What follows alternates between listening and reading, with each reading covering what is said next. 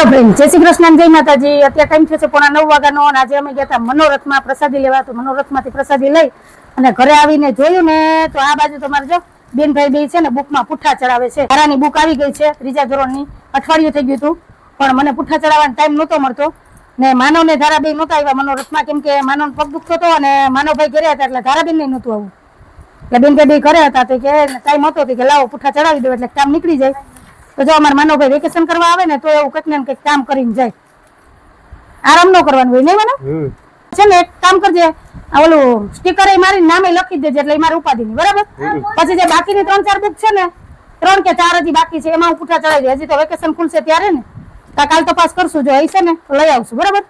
તો હાલો, મારે એક કામ નીકળી ગયું, નહીતર મારે એક આ પુઠ્ઠા ચડાવવાનું કામ હતું, મારે ધારા ને તો ભેજા મારી થતી જુદી, માનવભાઈ પાસે છે ને ધારા સીધી હાલે, મારી પાસે થોડીક હજી વાયડી થાય નહીં મને તો હેરાન તો કર્યો જઈશે, આ લઈ લો ઓલું લઈ લો તો સારું લે।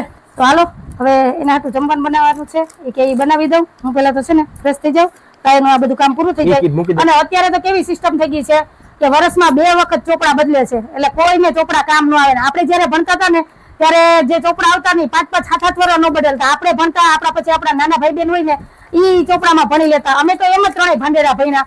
અત્યારે તો એક જ વર્ષમાં 2 વખત ચોપડા બદલે છે, એટલે કોઈને ચોપડા કામ જ ન આવે। એટલે આ સિસ્ટમ સારી કહેવાય કે ખોટી કહેવાય તમે બધા મને કમેન્ટમાં કહેજો, મને તો જરાય નથી ગમતી। ઈ તમને ખર્ચા થાય એટલે ના ગમે, એજ્યુકેશન સિલેબસ બદલવો જ જોઈએ। વર્ષમાં 2 વખત હા બધું બરોબર જ છે, જી હે મને તો અમારે તો કઈ ઉપાધિ જ નથી, આવું બધું છે। તમારે બધા શું કહેવાનું છે કેજો। આ તો અમારો આજનો વિડીયો, જો તમને ગમ્યો હોય તો વિડીયો લાઈક, શેર, સબસ્ક્રાઇબ, આવજો, જય ભોલેનાથ, જય શ્રી રામ।